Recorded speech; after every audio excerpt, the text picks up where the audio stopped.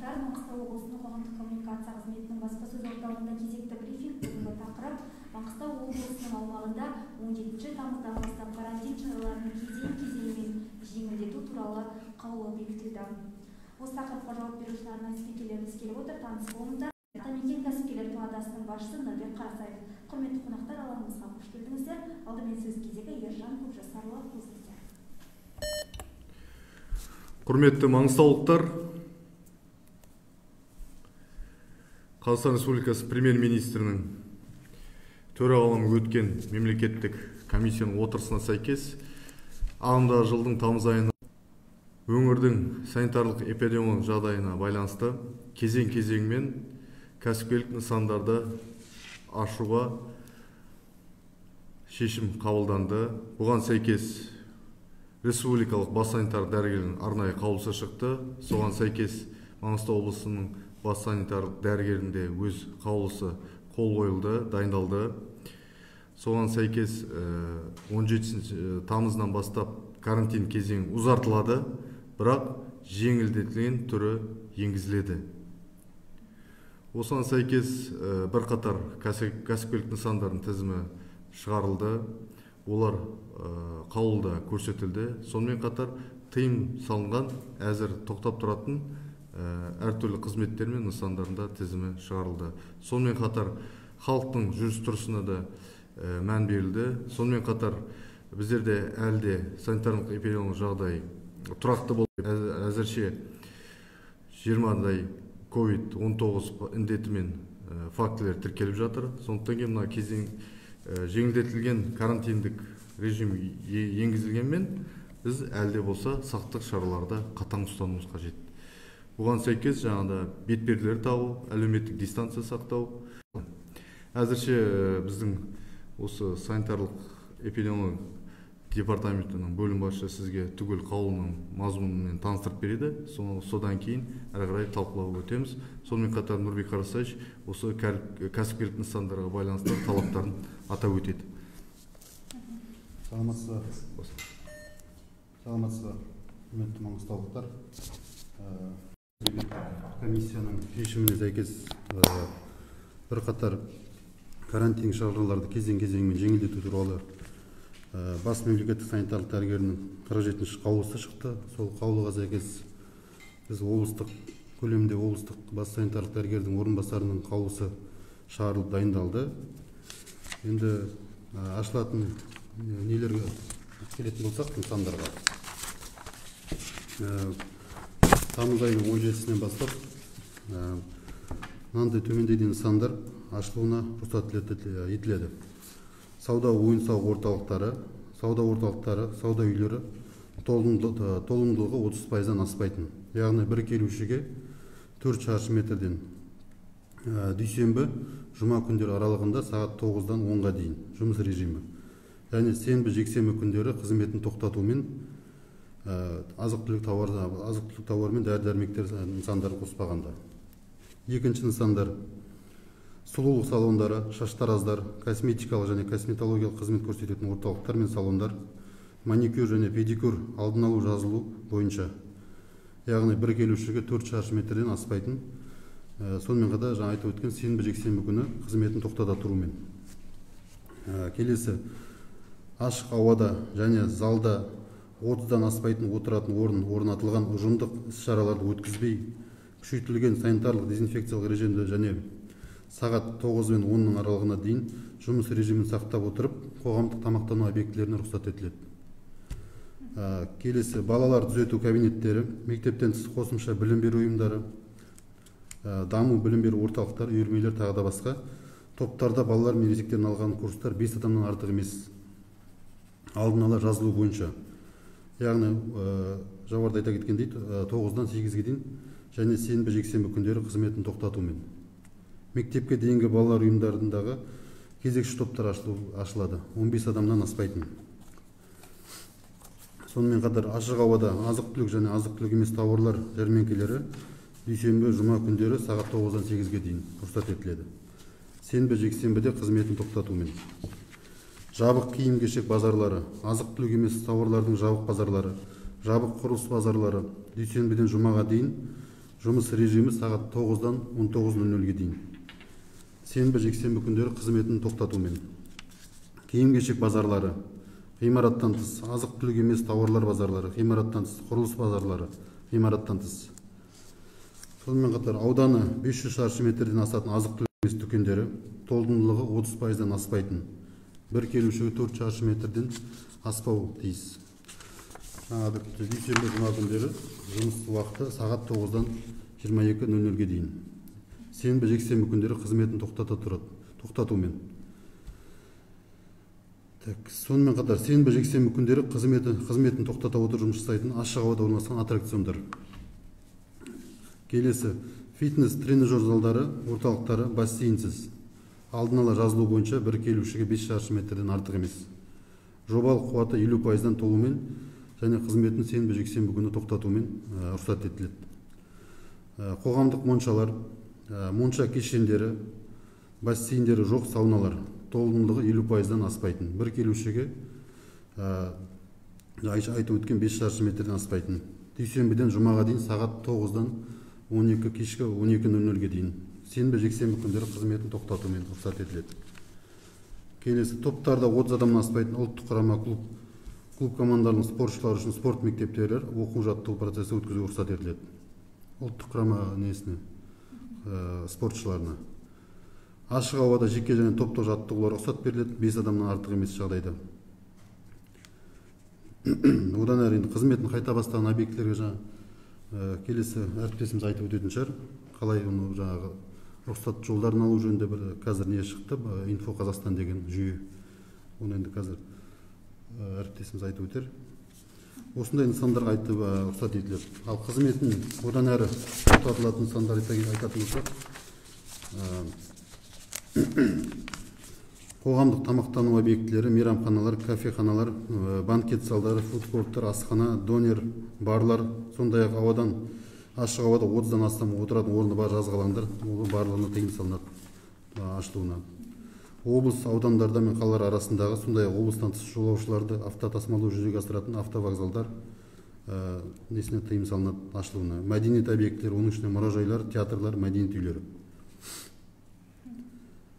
Бассейндер, қалалық және қоғамдық жағажайлар, ашық аквапарктер, ыстық бұлақтар, діни нысандар, 15 адамнан аспайтын кезекші топтарды қоспағанда барлық меншік нысанына қарамастан мектепке дейінгі ұйымдар жабық болады. Балалар сауықтыру және мектеп жанында лагерлер, кинотеатрлар, көрмелер, интернет және компьютерлік клубтар, түнгі клубтар, кальяндар, ойын-сауық объектілері, букмекерлік кеңселер, бильярд, караоке, квестер, антикафе, боулинг орталықтары, лото клубтар, балалар ойын алаңдары, батуттар және басқалар барлығына әзірге тыйым салынады ашылуға. Қысқаша осы қаулымызды таныстырып өттім. Сауда орталықтар тек ол жаңа киім-кешек ашатын дүкендер, ішінде ойын-сауық орталықтар ашылмайды. Сонымен қатар қала ішіндегі қоғамдық көліктердің ашылуына рұқсат етіледі. Ертеңнен бастап. Ертеңнен бастап қала ішінде қоғамдық бірінші күннен бастап қоғамдық көліктерге рұқсат етіледі. Қысқаша осы қаулымыз.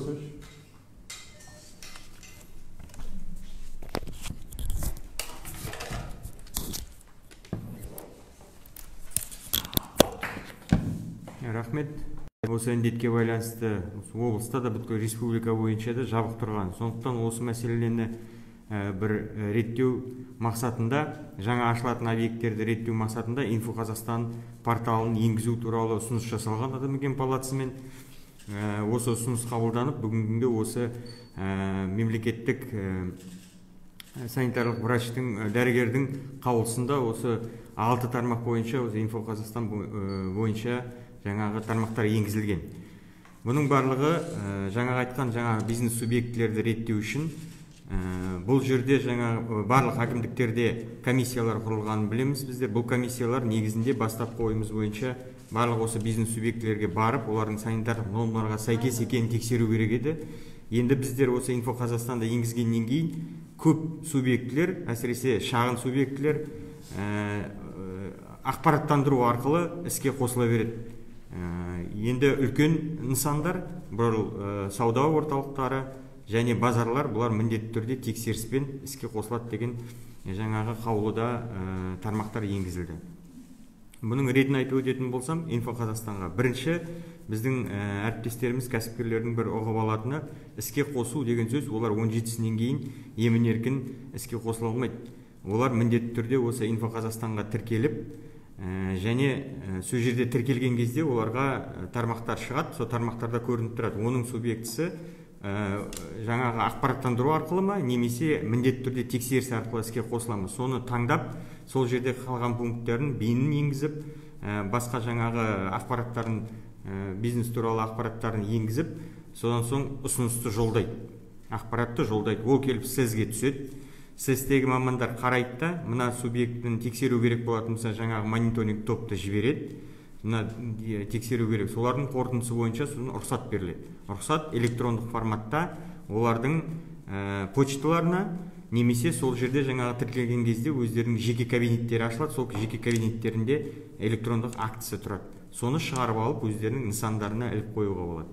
Ал егер ақпараттандыру болатын болса, онда сізге ол жерге міндетті түрде барып, ашылмай тұрып тексерудің қажеті жоқ, рұқсат беріледі, бірақ ол жаңағы санитарлық нормаларды сақтау қажет емес дегенді білдірмейді. Кез келген уақытта мониторинг топ рұқсат берілгеннен кейін де барып тексеріп, жаңағы нысан сәйкес келмейтін болса, оны ары қарай жауып тастауға құқы бар. Оған да біздер Атамекен палатасы толықтай қолдап отырық, себебі бизнестің де жауапкершілігі міндетті түрде ар жағында адамдардың өмірі тұрғасын, қауіпсіздігі тұрғандықтан осындай бағытты ұстанып отырмыз. Ол өте дұрыс деп есептейміз.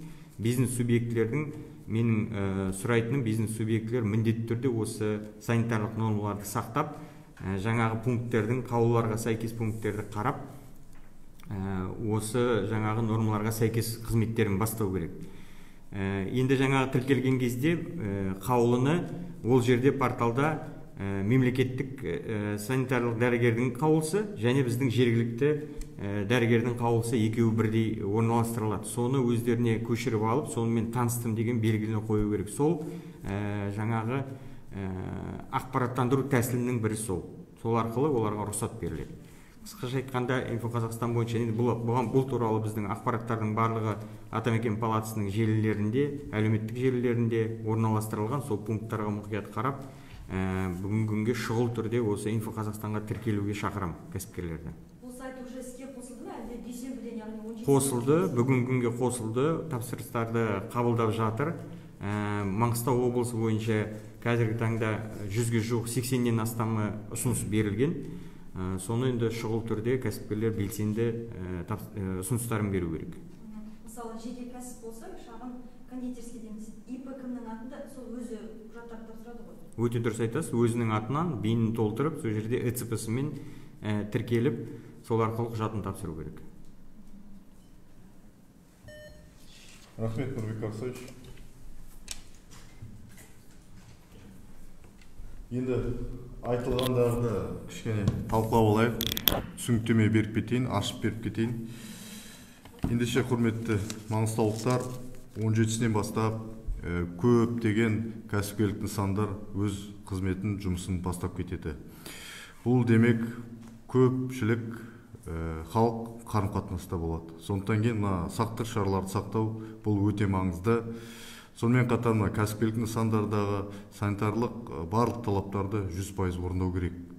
Оған біздер қала және аудан әкімдері жанында құрылған барлық комиссиялар мен мобильдік топтар сіздердің жасап отырған қызметіңізге барып тексеру жасайды. Соның аясында әрі қарай сіз қызмет етесіз бе, или тоқтайсыз ба, онда қорытындысын шығарады. Ең басты айта кететініміз, 17-сінен бастап барлығыңыз осы тізімде көрсетілген объектілер ашылады. Сосын ашылғаннан кейін Инфо Қазақстан порталына өз өтінімдеріңізді беру арқылы сіз нысандарыңыз дайын екендігіңізді дәлелдейді. Әрине, ірі кәсіпкерлік нысандарға бірінші кезекте біздердің мобильдік топтар өздері барып қарайды, а шағындарда ол кезең-кезеңмен уақыт өте сайын оларда барады. Сондықтан кейін кәсіпкерлер өз нысандарын жақсы ұқыпты дайындау керек, талаптарға толықтай бағыну керек. Ең бірінші атап өтетін кәсіпкерлік нысанының барлық түрлі ашылады, тек қана 500 шаршы метрден жоғары нысандар. Егер де сіздің нысаныңыз 500 шаршы метрден жоғары болмаса, мен азық-түлік емес тауарларды айтып отырмын. әрине мына қызмет көрсететін сол салон шаштар ашыла береді, қандай шаршы метр болғаны. Тек қана біздер азық түлік емес тауарлар сату бойынша нысандарды айтып отырмын. Ол 500 шаршы метрден жоғары болу керек. Егер де сіз 500 шаршы метр жоғары болмасаңыз, сіз 17-сінен бастап жұмыс жасай алмайсыз әзірше. Сіздерді кезең-кезеңмен тағы да бір апта 10 күн өткесін, тағы да бір біздің жедел штабымызда қарап, оларда жағдай жақсы болатын болса, тыныш болатын болса, онда сіздерге де рұқсат беруде келесі кезеңге қоямыз. Оған мұқият болуыңыз керек. Мысалы, қандай нысандар айтып отырсыз? Нысан болғаны кез келген тауар сатылады, азық түлік емес. Олардың нысаны 500 шаршы метрден жоғары болу керек. Көлемі содан үлкен болу керек. Әзірше тек қана сол үлкен орындарға рұқсат беріліп отыр. Сосын қоғамдық көлікке байланысты дүйсенбі күнінен бастап толықтай рұқсат беріледі, ешқандай шектеу жоқ. Бірақ олар өз көлігінде 50% орынды адамдарды кіргізу керек. Бұл баяғыдан біз біліп жүрміз, автобус келеді, адамдар барлық кіреді. Сондықтан сол қатені қайталамау үшін біз тұрғындарды қоғамдық көлікке отырғанда тек қана жартылай отырғанды сұраймыз. Егер де біз автобус лық толып жүре беретін болса, онда біздер оны тоқтатуға тағы да тура келеді. Сондықтан кейін тәртіпті сақтауымызды өте өтінеміз. Сонымен қатар мұнайлы Ақтау қоғамдық көлік бағыты жүреді. Сонымен қатар Ақшұқыр Ақтау қоғамдық көлігі жүреді. Басқа қала және аудан аралық көліктер барлығы әзірше тоқтап тұр. Оған рұқсат жоқ. Соны біліп отыруыңызды сұраймыз. Сонымен қатар балабақшалар өз қызметін бастап кетеді, тек қана кезекшілік топпен. Ол топта тек қана әрбір балабақшада 15 баладан аспауы тиіс. Кафелері келетін болсақ, көп деген өтініштер түсті, олардың өтініштерін қанағаттандырып жатырық. Жазғы және жабық кафелер рұқсат беріледі, бірақ 30 адамнан аспау тиіс. Онда сіздер толықтай қадағалауыңыз қажет. Екіншіден, кафе иелеріне айтатымыз, ол жерде көпшілік ұжымдық шара өткізуге болмайды. Тек қана жеке адам немесе отбасы келіп отырып кетуі тиіс. Қалған шаралар туған күн болсын, басқа болсын, ұжымдасып, топтасып отыруға болмайды. Оған қаттан тыйым салынады. Біз оның қадағалайтын боламыз бірінші кезекте. Сонымен қатар тағы да бір мән беретін жай, аса мән беретін жай, барлық сауда қызметтер сенбі және жексенбі күні тоқтайды. Барлығы. Тек қана азық түлікпен дәріханалар жұмыс жасайды. Қалған нысандар барлығы тоқтау тиіс. Онда тізге тағы да қайталап айтамыз. Біздер әлде санитарлық эпидемиологиялық тұрақты ұстау мақсатында біздерде сенбі жексенбі күнде біздер қатаң карантиндік режимді сақтауымыз керек. Біз тек қана індетті таратпауымыз қажет. Сондықтан кейін сенбі жексенбі халықтың көп жүретін уақытты біздер шектеуге тура келіп отыр. Бұл уақытша шара, оны түсіністікпен қарауыңызды сұраймыз. Сенбі жексенбі күні азық түлік пен дәріхана жұмыс жасайды, қалғандары жұмыс жасамайды. Оны ескеруіңізді сұраймыз. Басқа енді атап өтетін болсақ, енді қалған нысандарға байланысты жұмысын жүріп жатыр. Халықтың жүрмеуіне байланысты әлде сол шектеу бар. 3 адамнан көп топтасып жүруге болмайды. Егде адамдарға байланысты сенбі жексенбі күндері шығуға болмайды. Тек қана бұлай басқа күндері шығуға мүмкіндік бар. Сонымен спорттық жаттығуларға байланысты 5 адамнан көп болмауы тиіс. Топтасқанда 5 адамнан көп болмауы тиіс. Сонымен қатар мына спорттық мекемелерде балалары бар, басқа үйірмелер бар. Олар әзірше жұмыс жасамайды. Тек қана ұлттық құрама немесе біздердің әмбебап топтарымыз бар. Олар баскетбол, волейбол болсын, күрес болсын, футбол болсын, олар жаттығуға мүмкіндік беріледі. Ал бұлай өз-өзіңізге барып спорттық жаттығулармен жабық нысандарда айналысуға болмайды. Әзірше бәрі ол тоқтайды. Сонымен қатар ашық аттракциондарға байланысты бізден Ақтауға байланысты Ақбота олар қызметін жасайды. Бірақ сенбі жексенбі күні ол да тоқтайды. Онда назар аударыңыз. Зиярат ететін орындарға байланысты олар да әзірше тоқтайды. Оған рұқсат жоқ. уақыт өте сайын біздер де оның мүмкіндігін қарастырамыз. Сонымен қатар діни ұйымдарда жұмыс жасамайды. Біздерге де көп өтініш түсіп жатыр, ғибадат қылу мақсатында. Біздер де оны кішкене күтуіміз керек. Онда келесі апталарда онда қарастырамыз мүмкіндіктерін. Бассейндерге байланысты біздер тек қана ашық түрде бассейндер жұмыс жасайды, ал жабық түріндегі бассейндер мүлдем жұмыс жасамау керек. Ол қатаң сақталу қажет. Енді ең басты мәселе халыққа айтатынымыз той садақа солай шаралардан әлде болса біз өткізбеуіміз керек, бармауымыз керек, қатыспауымыз керек. Жағдай әлде болса өте жақсы емес. Сондықтан біз барлық сақтық шараларды сақтануымыз керек. Бұл әрқайсымыздың жауапкершілігіміз. Денсаулық бірінші кезекте болуы тиіс. Кәсіпкерлер де барлық талаптарды бұлжытпай, толықтай орындау қажет. Сұрақтар болады болса? Рахмет. Енді жаңа жобада 30 адамға дейінгі мейрамханалар ашылады, рұқсат деп. Олардың жұмыс уақыты қалай болады? Жұмыс уақыты енді біздер сағат 9-дан 12-ге дейін берілді. Тек қана дүйсенбі жұма күні аралығында 30 адамнан көп болмауы тиіс. Және ұжымдық шаралар өтпеу керек.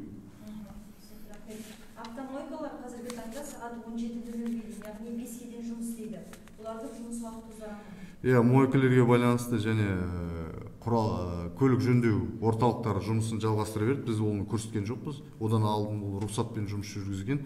Ол әдеттегі уақытпен жұмысын жасай береді.